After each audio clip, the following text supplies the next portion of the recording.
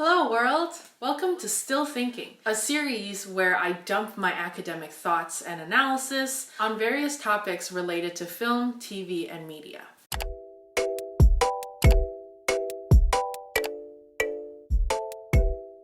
This is the first episode, and it's based on an idea that I've already milked to the extreme, but the idea is about YouTube, and so it feels like it's coming home. Anyways, let's get started. We all kind of know that YouTube fame is different from our traditional understanding of fame from film and TV. Some cite the homegrown feel, others the young demographic. But what is it about the platforms that the celebrities use? What is it about YouTube itself that is changing our notion of the celebrity? For those who study the internet, the structure of the network is extremely important. For example, scholars Dana Boyd and Alice Marwick describe social media sites as networked publics, or, quote, spaces constructed through network technologies and imagined communities that emerge as a result of the intersection between people, technology, and practice. This logic of network connections, of social interactions, and of community are easily seen on a lot of platforms, including YouTube.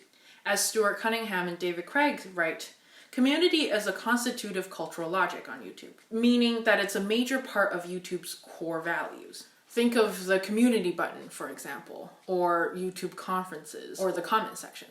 And yet, early research on popular genres like the vlog emphasized this lone figure sitting in their bedroom, talking about their individual lives, kind of as what we have here.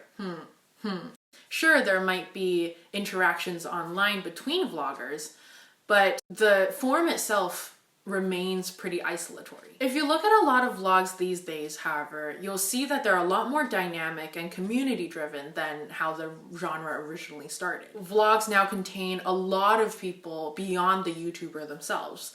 Friends, family, and most important to our discussion of YouTube fame, other YouTubers. Rather than being an egalitarian platform where all channels and all videos get the same amount of views and are treated equally, YouTube has created its own hierarchy of attention. Some channels and videos get more attention than others. And that's not a dig or a value judgment, it's kind of just how things are. And given the money associated with this attention, YouTube becomes an attention economy, where human attention is considered a resource that can be harnessed, managed, create careers for people, create an entire industry. And on a platform that values community and connections, the company you keep can feed into that attention economy. The most obvious examples of this would be Team 10 or the Dope Girls, where YouTubers cluster with other YouTubers. They're friends with each other, they date each other, they live together, they have personal relationships with each other, but they also help bolster each other's professional status as YouTubers by constantly reaffirming each other's membership in a community of other YouTube elites. It's the idea that if you live with Jake Paul and you appear in his videos and you also have a channel, then you must be somewhat popular as well because you're a part of an elite group that has that reputation. Therefore, I propose the term networked celebrity, where I take the networked portion previously seen in research on social media and apply it to our concept of celebrity. When you're part of a community of other YouTubers and you appear in their content, then your sense of fame is somewhat shared. You get more views, I get more attention, maybe that drives more traffic to my channel grows, and that reflects well on you as well. And this doesn't just happen on YouTube, it's a basic tenet of doing business with someone. You want them to succeed so they can reflect well on you, and when you succeed, you kind of do the same for them. Again, it's about the company you keep. But the networked part of network celebrity isn't just talking about the structure of fame.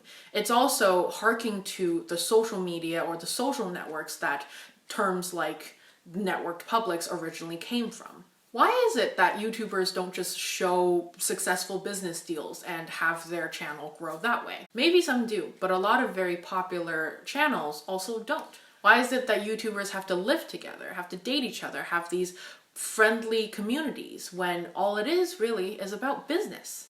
Well, social networks also have a connotation of authenticity. Remember the homegrown feel? That's a central tenet of YouTube. For an extremely amazing breakdown of authenticity on YouTube, please check out Lindsay Ellis's video on the topic. It's so inspiring and brilliant and clear that it inspired one of my own papers that I'm hopefully going to turn into a video as well. Pretty much the long and short of it is that YouTube deals in a rhetoric of the backstage. It's the place where secrets are revealed. It's the place that gets the intimate scoop. Compared to traditional media like film and television, YouTube feels a lot more personal. It shows the elements of life traditionally deemed backstage. And sometimes it literally takes the camera and brings it into backstage areas of other productions. Therefore, people on YouTube kind of have to be more pleasure than business. They can't seem like they're doing it for the money, or they'll be called a sellout and people won't feel that personal connection. But here's where we run into a paradox. If I can only show personal content, say like morning routines or what I eat in a day or how I exercise, how do I then articulate my professional career as a YouTuber? If I end up making money on YouTube, how do I show that? What does my career look like? If YouTubers want to signal a certain level of success, they can't get rid of business entirely. They also have to show themselves associating with a professionalized industry. It's the idea that if I film myself with a manager, going to meetings, having meet and greets with my fans, then this helps bolster my reputation as a professional YouTuber. Cynics might call this showing off, but I feel like it's a natural progression of any industry. Do we sneer at restaurants for putting up a good review in their window? Or criticize a plumbing company for posting pictures of their plumbers going to conferences? No, at least I don't. And so I feel like there's nothing wrong with YouTubers demonstrating that they are part of a professional community. If anything, the rhetoric of authenticity and transparency demands it. If YouTubers are making money off of their videos or creating career out of their work, then some viewers find it problematic that they hide that away. It's a fine balance that YouTubers have to balance between the personal and the professional in order to show that they need to be taken seriously as media content creators while also avoiding alienating their audience. And this balance has to happen in the company you keep. If you show only your manager in your vlog, maybe you can come off too business. But if you only show your best friend, maybe you come off too pleasure. But what if your manager is your best friend and your best friend is your manager? What if you make funny skits with a group of friends who are talented filmmakers who know what they're doing? Nancy Baym has an interesting concept called relational labor, which describes, quote, regular ongoing communication with audiences over time to build social relationships that foster paid work. I want to expand this beyond the audiences that she's talking about to industry relationships as well. This next part I completely forgot to record, but it's the most important part of my argument. Essentially, Baym describes relational labor as very similar, if not the same, as interactions with friends and family. It's casual, it's nice, it's intimate and comforting. You treat your manager or your cinematographer or your director the same way you would treat your friends. And this way, they don't feel out of place in a vlog, which is meant to also be casual and friendly and pleasure over business. It's the ultimate indication that your professional and personal worlds have collided, which provides the perfect environment for you to demonstrate your YouTuber status while also seeming like you're having fun and going about your daily life.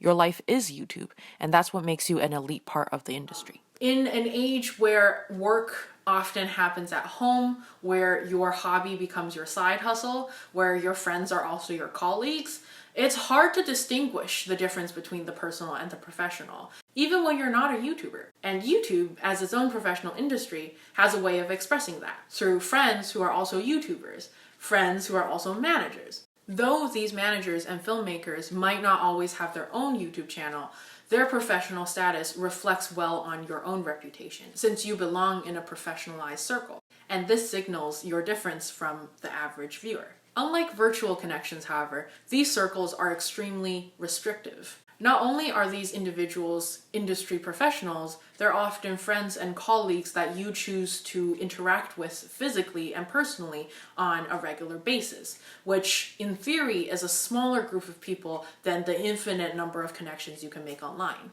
And this restriction helps with reputation building, since membership is now coveted. And if others in the group are also internet famous, then we go back to the rhetoric of Team 10 and the Dope Girls, and there's not much more to be said. What I will end off on, though, is an important disclaimer. I don't want any of this to come off as a value judgment.